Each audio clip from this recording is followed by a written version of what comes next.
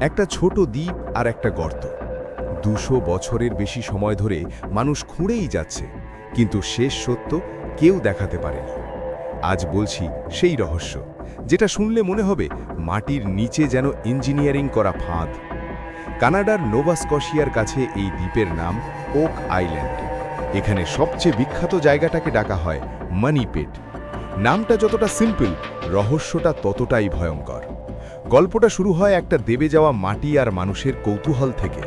খোঁড়া শুরু হতেই শোনা যায় কিছু কিছু গভীরতায় কাঠের স্তর পাওয়া যায়, যেন কেউ ধাপে ধাপে ঢেকে রেখেছে।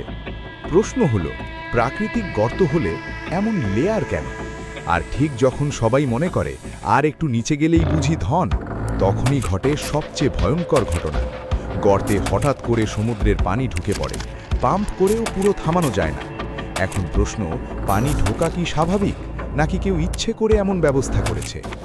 এখান থেকেই জন্ম নেয় ফ্লাড টানেল থিওরি।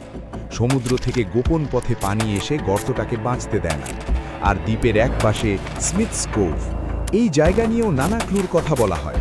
কিন্তু সমস্যা হলো, ক্লু আছে, গল্প আছে, ফাইনাল প্রমাণ আজও নেই।